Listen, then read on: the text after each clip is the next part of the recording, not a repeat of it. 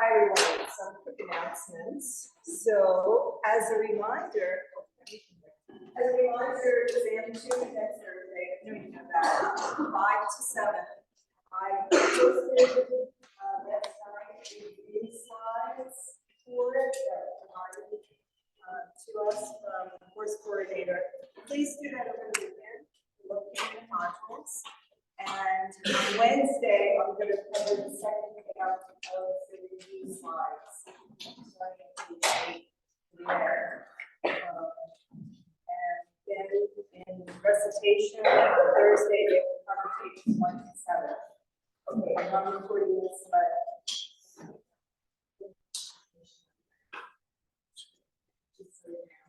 I mean, it's not required. If you need to go, it's fine. Let's see. More on the exam. Okay, so we were given some more information. So this is important. So as usual, there's going to be 2 free response questions and 18 multiple choice. And we were actually told what one of the response questions is. They're going to give you a function continuous on an interval, and you have to figure out where it's max or min on that interval. Okay, so we've been doing those, so we are really in great shape. All the other lectures are just starting out today. So happy. Because that's a lot to absorb in a short amount of time.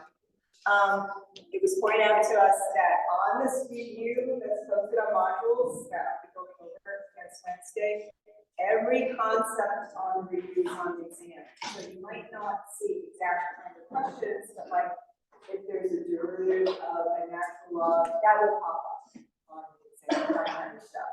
So no will be spoilers. Any questions on anything before we continue with extreme value theorem?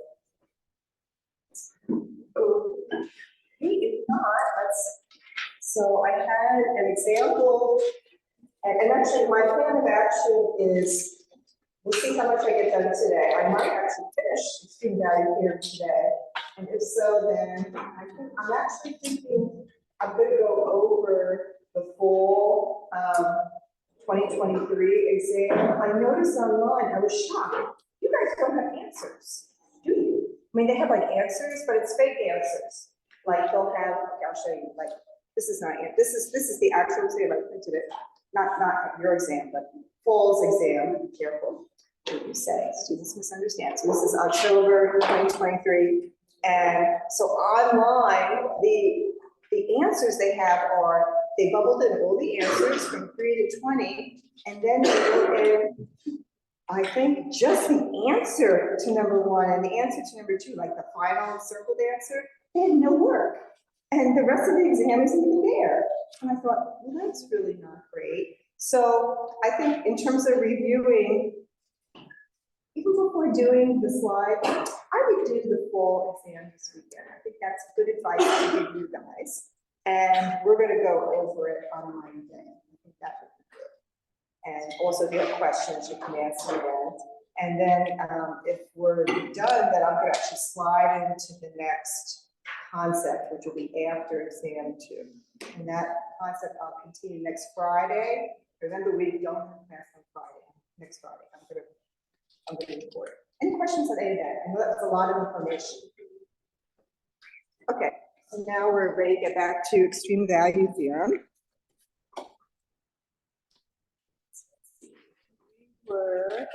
I had just stated a problem, and then the question was, how are we going to attack this? So that was where we ended up last time. So let's see. I have a lot of students that are out sick right now, so I'm just going to continue to record until further notice. Come on, I get the whole board, not just part of the board. Okay, good. So last time I just stated this problem, and we sort of talked through what we're going to do. So this is a step function. It has two pieces. So this is linear piece. X is bigger than 1, it's equal to x over 2 plus 5 over 2, and otherwise it's this quadratic piece, x squared plus 2, or x greater than 2. Less than equal to 1. So we want to maximize and minimize this.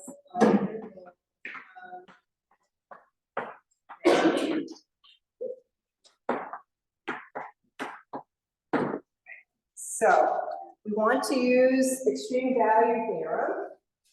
So the question is, we use extreme value theorem. So we have to check the function's continuous. And so the question is, why is this function continuous? We notice that the top function, that is a polynomial, it's actually an equation line. That's continuous everywhere, right? So in particular, it's continuous when x is greater than 1. So note that this function, I just write this function, that this thing is a polynomial, so continuous everywhere. Sorry, my balls are done. And also this other little piece here that's making up this step function. This is also a polynomial and continuous everywhere. So this is the same thing. All right, so the only thing we have to worry about is what's happening at 1.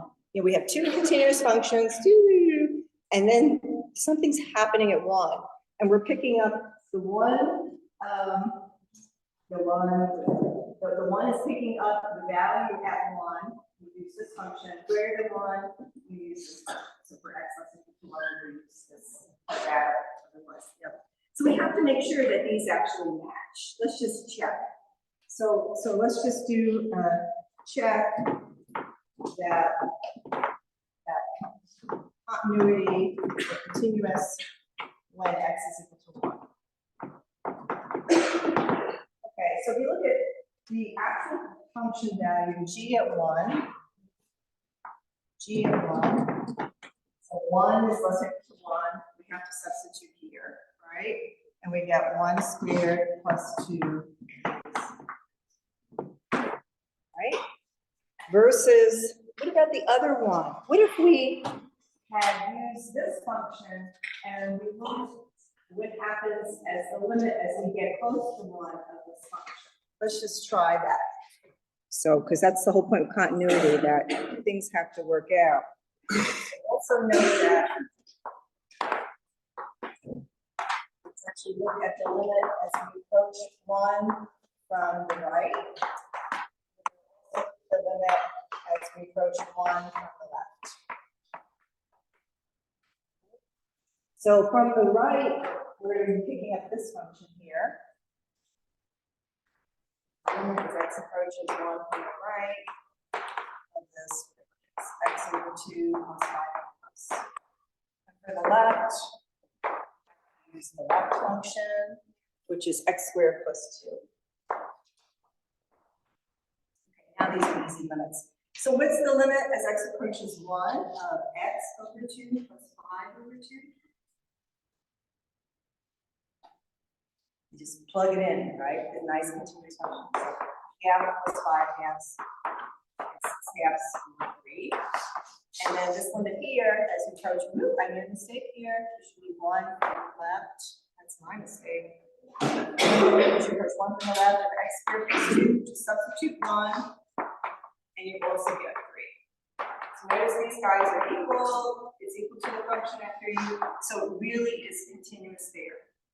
Now, since you have a question on value theorem, I actually asked about this. I said, you know, how much do we have to have you guys check on continuity? And I have it in writing that for the exam, it's enough for you to say the function is continuous everywhere on the interval. You don't even have to check. Okay? So just so you know, I'm like a lawyer, and I have insurance for all of you. Okay? So this is what I do. That's I'm here to protect you guys. But anyway, the whole point is that you don't have to really write all this. This is good review for the final. So it's enough to actually say the function g is continuous on a given interval, whatever it is. Well, actually, everywhere. Actually, it's continuous on, what was the interval we got? Oh, -2 to 4. Now we can use extreme value.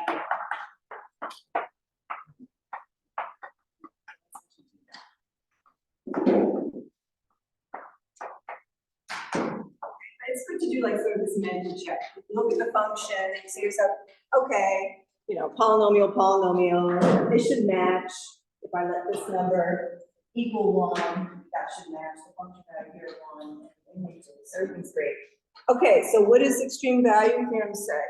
If we're going to maximize or minimize our function, it's going to occur at a critical point. Those are points where it can occur, are critical points and or endpoints. So we're going to have to check critical points. So let's figure that out. So now we have to take a derivative. Okay. Let's check it out. So extreme value here. So max millions at potentially critical points and endpoints. So really that these are, I should look right here, candidates for max millions. It's like a contest. Who are the ones that are going to be maximizing or minimizing? Well, wherever they are, it's going to be a critical point and or an endpoint. So that means we've got to figure out where the derivative of this function is. So that's going to be tricky for this one. And figure out if it's ever 0 and also if it's ever undefined. So that's the thing that makes this one really tricky. So let me leave this here, function, so we have it. And now let's actually take a derivative. The good thing is the function's continuous. It's all cooked up to be continuous, so that's nice. And let me, where am I? Okay, so let's actually take a derivative. And when I'm doing this, all right, so we can take a derivative of this function, right? X over 2 plus 5 halves. What's the derivative of this? What's the derivative? Don't forget your derivatives, it's on the exam. What is it? You forgot how to take the derivative of x halves plus 5 halves? No! Okay, it's time for me to die again in class. It's non-film, it's good. Okay, we arrived. All right, let's try again. If you do this on purpose, it's pretty fun. X halves is the same as the half of x. Which is the derivative of this function.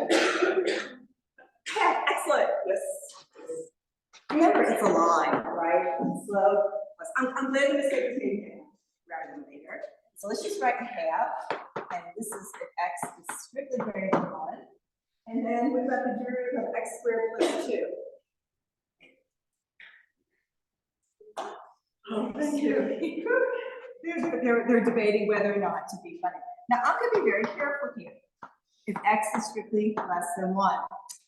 I'm not so sure about x equals 1. So let me put down here, question mark, if x is equal to 1. because I'm not sure right now, right? All I know is that we pieced together two functions. On how we piece them together, they're actually going to have the same slope as you approach one, or something bad's going to happen. All right? So let's actually just look at the derivative functions here. So we've actually never done this in class before. So this is graph of the derivative.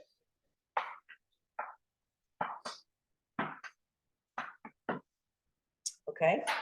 And then I'm actually going to also graph the actual function. But I'm sorry, you can't see a thing. So, okay, so graph of the derivative. So it says that when x is greater than 1, we get a half. So here's a half over here. And it says the derivative is constant. And that makes sense because this was a line. When x is greater than 1, we have some lines, slope a half. So this is picking up a half here. This is a half. Then it says when x is strictly less than 1, the derivative follows the function 2 times x. Okay, so when x is 0, it's 0. When x is 1, it actually shoots up to 2. So this is a line, look at the hole here, a line with slope 2. All right? Is there any hope to match these two values? This being a half and this being 2. Is there any hope? No, it looks really bad. And let's actually see why it looks bad. Let's actually try to sketch g of x. I just want to show you like why things are bad. So the thing is we expect that this. So let's actually find the eraser. Oh, here it is. Right on the right here. Can't find it. All right, so let's actually see why this is bad. So let's actually graph the function g of x. So if we graph the function g, what do we know?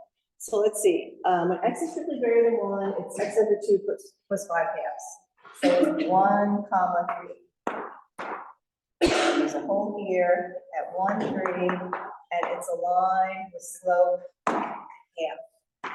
So slope of half means that we go over 1, but we only go up half. So it's something like this line, right? So I'm not filling in this yet. Then it says when, and actually we know the function value at 1 is 3. That's me just reading it off here, so that's good so far. And then the other part, it says when x is less than equal to 1, we get this parabola, x squared plus 2. Okay, so x squared plus 2 is just like y equals x squared, except we're lifting it 2 units. So instead of being at 0, it goes up to 2. Here, instead of being at 1, the 1 plus 2 goes up to 3. So here, we actually have a nice parabola, like this. Okay, now, I don't know if I made this convincing enough. I don't know if that looks convincing enough. Now, let's see. If you were at this board, and this continued to carry off, does this look good or bad here? This is a very bad picture. I'm very sorry. So if you're close to the board, let's actually put like a little microscope and see what this looks like. So the microscope here at 1, 3, this is like slope a half, and whereas this slope is very steep, like here. What is this point here? What does somebody say? Corner. Yes, this is a corner point here. So this is in disguise. So I suspect on the exam, if you're given a problem like this, they are not going to make you go through all this nonsense. They're going to give you the graph. That's going to help you figure out where the derivative is undefined here. Because this one's a little tricky.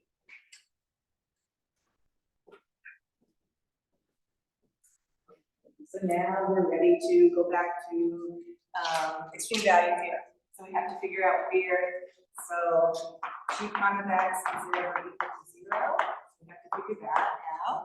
So let's see. So we figured out the derivative. So here we actually going to say here for this question mark about the derivative. Now we can actually say it doesn't exist.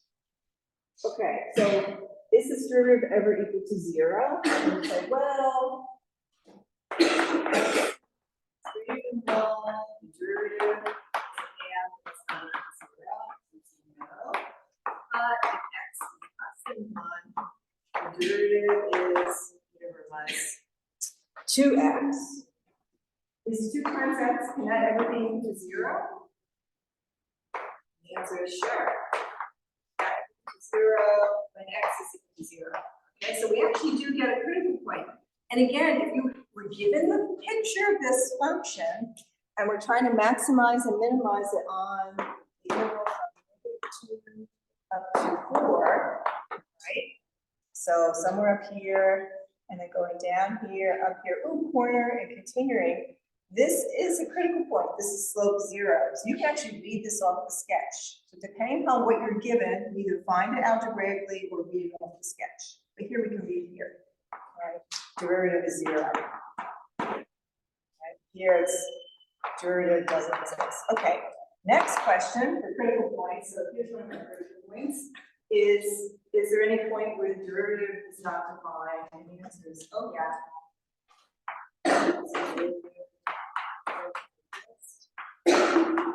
Say yes when x equals 1.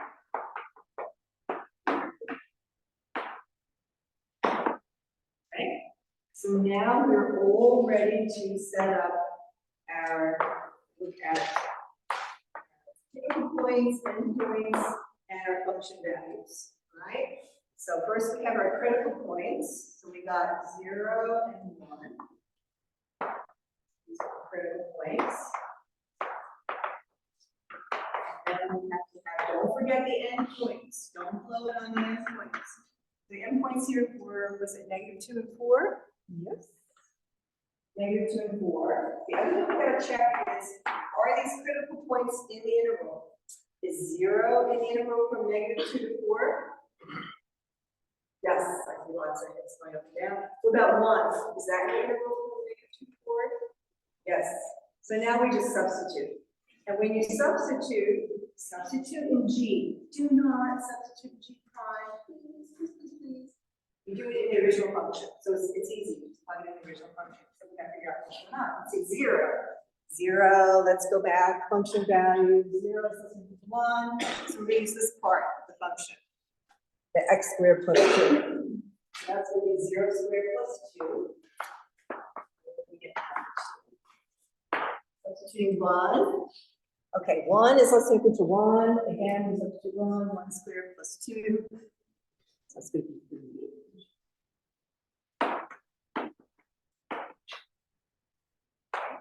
Let's see, substituting -2. Okay, -2. -2. Where's -2? Okay, -2 is less than or equal to 1. I forgot. So we use this part again. Okay. It's the same part. So -2 squared plus 2. So this is going to be 4 plus 2 is 6. And finally, substituting 4. Be careful. 4 is greater than 1. So we're going to use this part of the function. So 4 halves plus 5 halves.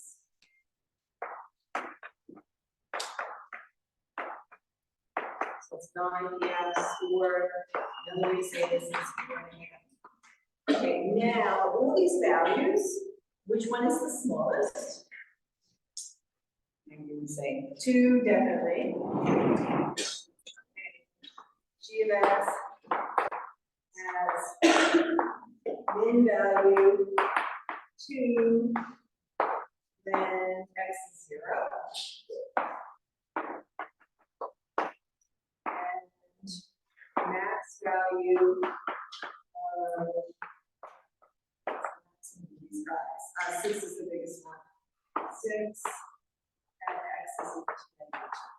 Okay. Any questions on this? So just step by step, you should be okay. I think now you probably know extreme value here by heart. Again, I think it seems the other classes need to be forward. I don't know how they're going to learn. So you guys are in better shape about that. Be also careful on the exam. Quite often I notice a lot of questions will just ask you like this for the min or for the math. So you don't ask for both. So pay attention to this thing asked too. Any questions on that? Okay, so let's do another one. Doing great. All right. So we haven't done a max or a min with a quotient. So let's actually do that. 'Cause I don't think I've done that. So let me do one of those. So I'm going to have x squared plus 8 over x plus 1. Again, I lost.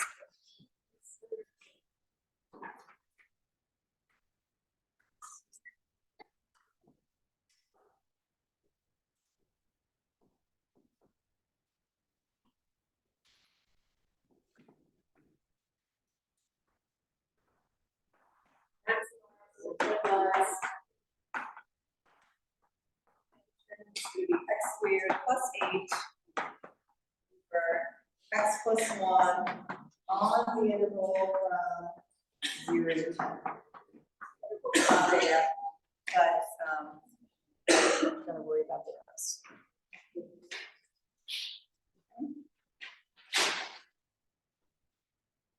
All right, so we have an interval. So first thing to ask is this function continuous on the interval?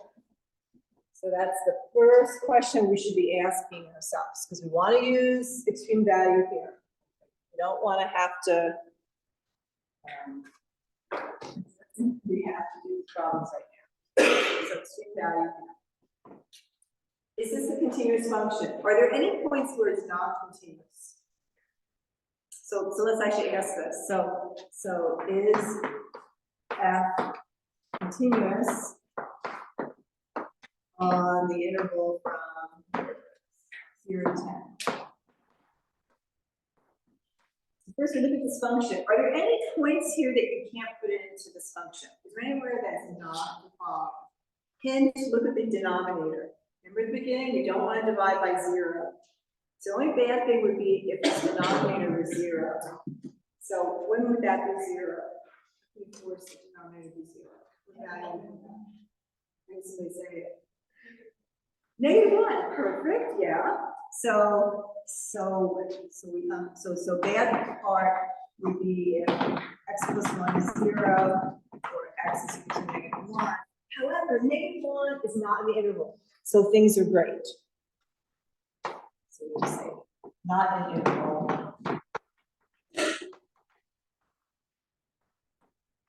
Now is f continuous on this interval? The answer is yes.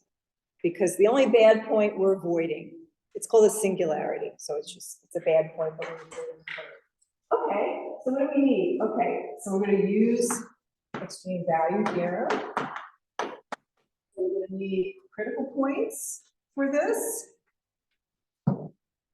And we got to check the other points. So critical points, okay, so, all right, so we need critical points.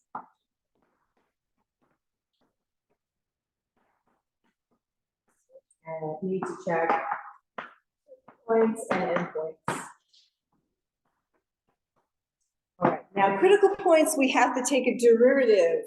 So what do you say when you see this function? I heard somebody say something. Yeah, because it's a quotient. Oh no, so what do we have to do with this function?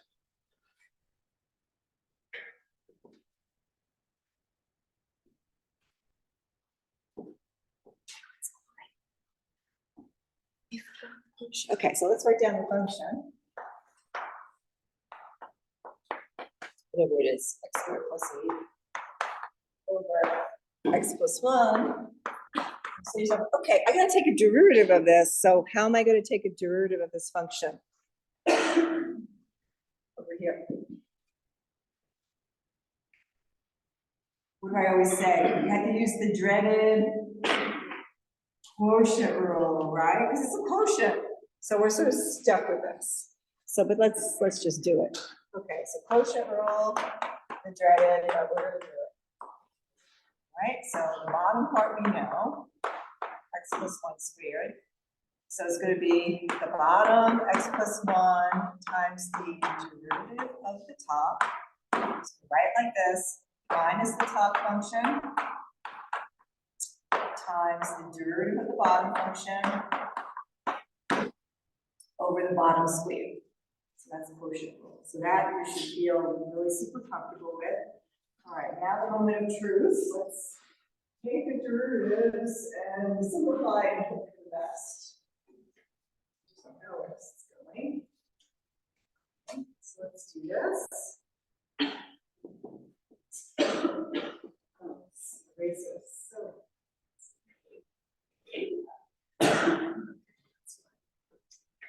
All right, so let's see. So derivative is x+1. So derivative of x squared plus 8 is 2x, right? And then minus this x squared plus 8 times the derivative of x plus 1, that's just 1. And then all over the bottom square. Do not, right now, don't multiply this out, leave it like this. Okay? Now we're going to multiply things out in the numerator and hope for the best. That's what we're doing right now. So let's see. So we have x plus 1 times 2x. So x times 2x is 2x squared. And we have 1 times 2x is 2x. And we have minus, and then it's going to be minus x squared plus 8. So it's a minus x squared and minus 8. So we're just going to bring our minus through all over denominator squared. So let's see, we have 2x squared minus x squared. So that's x squared. That's 2x minus 8 all over x squared. So we have this. Now, the question is, so we don't have to figure out where this derivative is equal to 0 and also where it's undefined. So let's figure that out. Have we ever had this derivative equal to 0? So if we can, it's going to occur where this numerator is 0. So we're going to need x squared plus 2x minus 8 times 0. Okay, and let's actually factor this. This one actually happens to factor. Let's try to get 8. 2 times 4 has to be a negative 8, this has to be a positive 2. So I think this works. X plus 4 times x minus 2. Let's see. X squared minus 2x plus 4x is a positive 2x, 4 times negative 8. Okay? So I was able to factor this. I set this up so that we can factor it. So now it's pretty easy. So there's actually 2 points, 2 potential points, negative 4 and 2. Places where the derivative is 0. And again, let's actually look at them and say, are they both in the interval? Let's see, negative 4 is an even interval. I forgot already. 0 to 10, no, this is not an interval. So we say not an interval. Okay. Whereas 2 is definitely in the interval. So this is out, this one's in. 2 is in the interval from 0 to 10, negative 4 is not. So even though we get 2 critical points, we only get this one. Right. What about the second thing? So the second thing is critical points. We want to figure out where the derivative is undefined.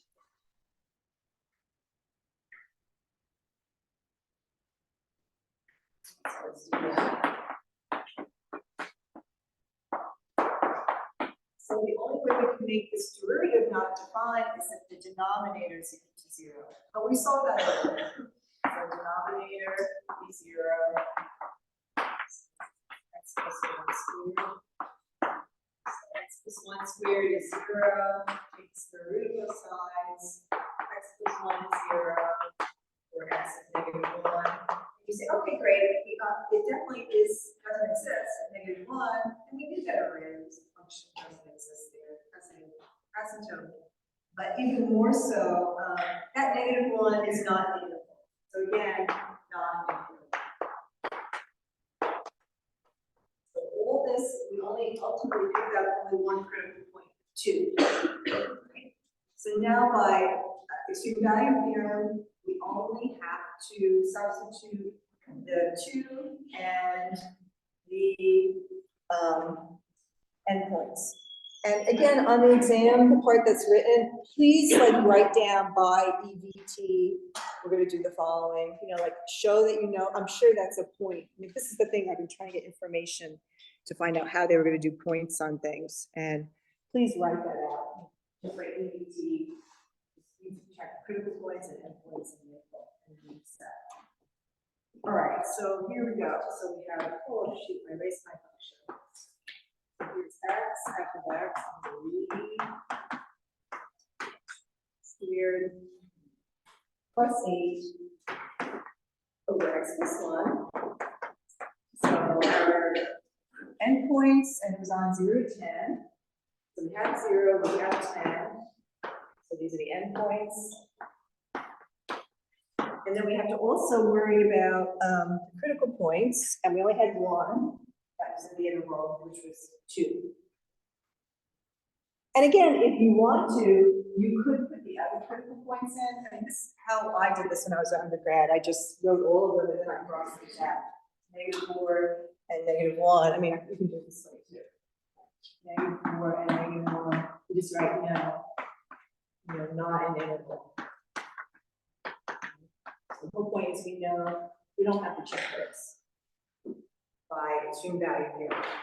All right, so plugging in 0, we're going to get 0 squared in the original function plus 8 over 0 plus 1. So we get 8 over 1 or 8. Substituting 10 squared plus 8 over 10 plus 1. 108 over 11. I did work this out on my calculator somewhere. 9.81.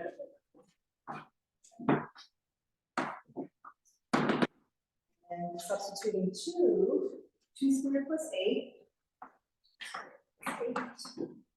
over 2 plus 1, 4 plus 8 over 3, which is 12 over 3, which is 4. So now we stare and compare. So we say, where is this the biggest value? And the biggest value is actually here. Actually, 10. So let's.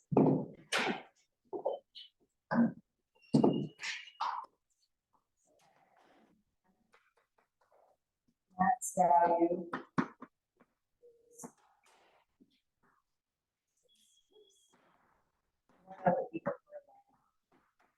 And minimum value is going to be 4.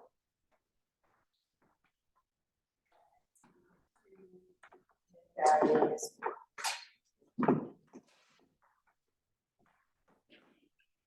Okay. Any questions on this? Yes.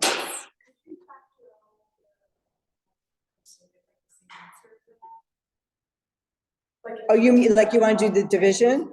Like do the division? Oh, sure. So we can actually do that. That's a great question. I wasn't sure. Are they doing that in recitation or not? Do we actually do the division? Yeah. So let's look at another way to handle this. All right. So just so you can show you that with this function, x squared plus 8 over x plus 1. So this is actually a super question. There's more than one way to do this. So alternate way to do this. It'll simplify the derivative a little bit, but we'll see what happens. So another way to do this, alternate, is before you take the derivative, you do the division. That was something I tried to tell you when we're doing quotient rule. So let me just write x squared plus 8 over x plus 1. It's actually, let's do the division first. Officially, just divide x plus 1 into x squared plus 8. Most of this board so you can read what I'm writing. I'm sorry, I didn't bring my sponge today. So, but it's a better job than this. Okay, let's do that. Oh. All right, so we do this.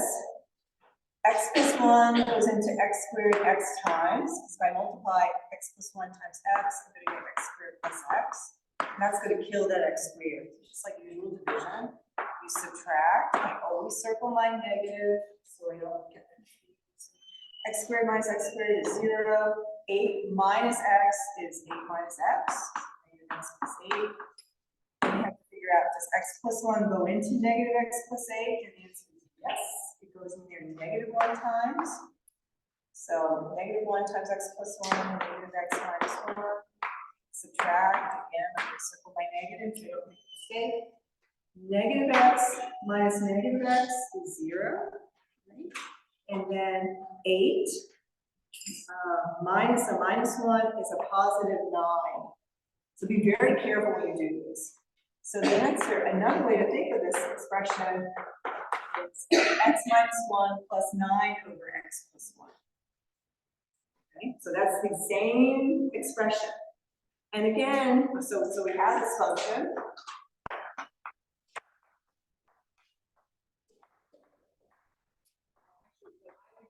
At this stage, I would actually check it, like recombine things and check that you really do get the same thing. Like this times this is x squared minus 1 ultimately, and this would be 9 over plus 9. So x squared minus 1 plus 9 is x squared plus 8, and so we have denominator x plus 1. So I did like a mental check, which probably you guys will right. I didn't make it 6. Okay, derivative, let's do that. 1 time. Derivative of x is 1. Derivative of negative 1 is 0. Derivative of this, oh no, right? Except that we actually write this as 9 times x plus 1 to the negative first power. So using power rule, 9 times negative 1 is negative 9. X plus 1 to 1 power times the derivative of what's inside. By chain rule, but this is an easy derivative. So we get 1 minus 9 times x plus 1 and negative 2. This derivative is 1. Another way to write this is this is 1 minus 9 over x plus minus 3. So again, we would have to check here. When is this derivative equal to 0 versus undefined? So y prime is 0. So in order to do that, you actually have to recombine things, which is unfortunate. Okay, so the derivative is, so this is going to be 1 minus 9 over x plus 1 squared equals 0. Actually, we don't have to do that. So let's actually bring this to the other side. 1 is equal to 9 over x plus 1 squared. Cross multiply x plus 1 squared is 9. Take the square root, plus or minus. Ooh, this is where you can make a mistake. So x plus 1 is plus or minus square root of 9. Plus or minus 3. So we get 2 roots.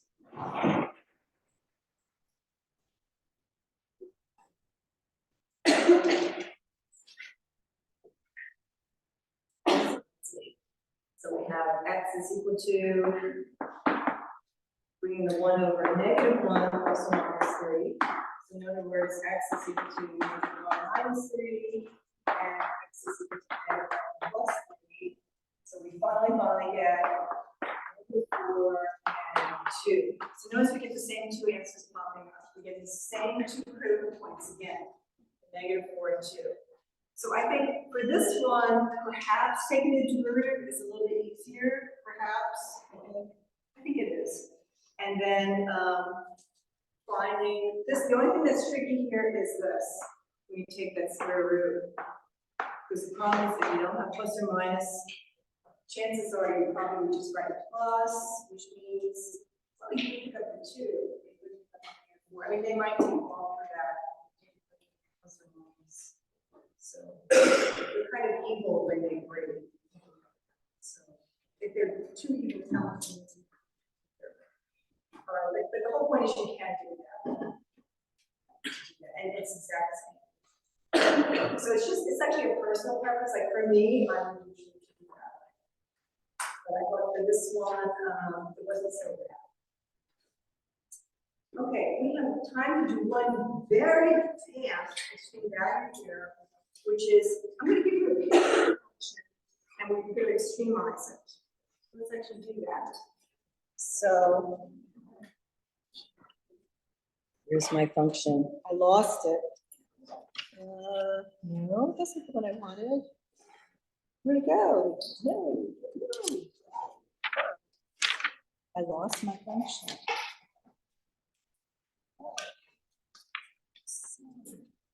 Okay, let's see. No, actually, I did. No, I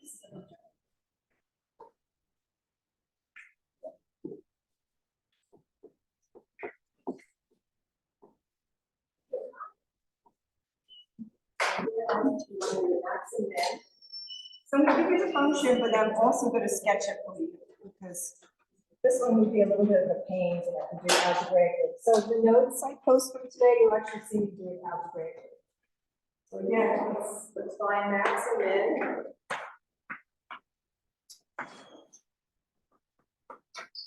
Of the function. This one looks awful.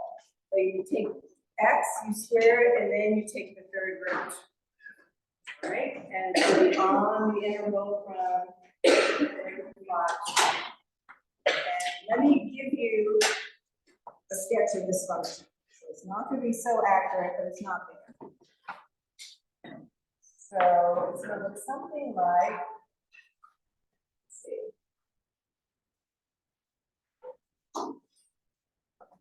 So let's see. So 1, 2, 3.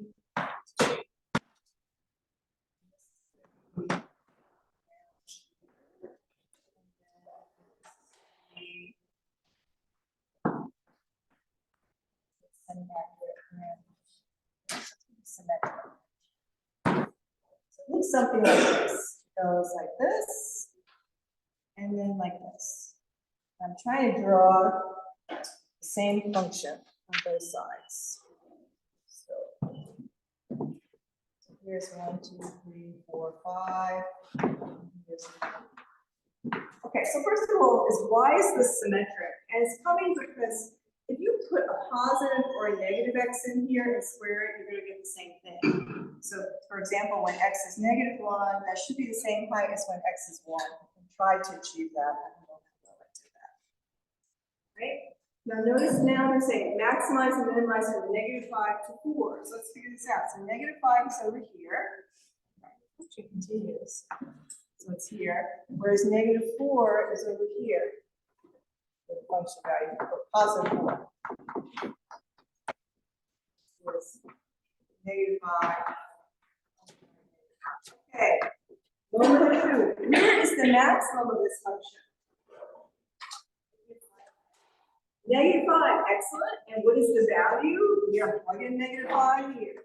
So this value is going to be the third root of -5 squared, or the third root of 25, whatever that is. A little less than 3, because 3 times 3 times 3 is 27. So it's going to be a little bit less than 3. All right. The other question was, what is the minimum of this pi?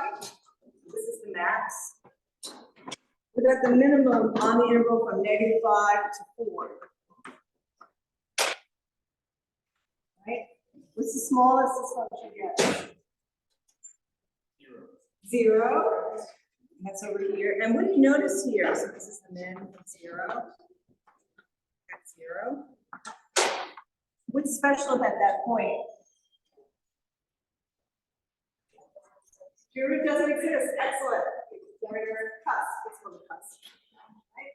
Okay, you guys. I'm very confident about it. Don't forget, go through the forward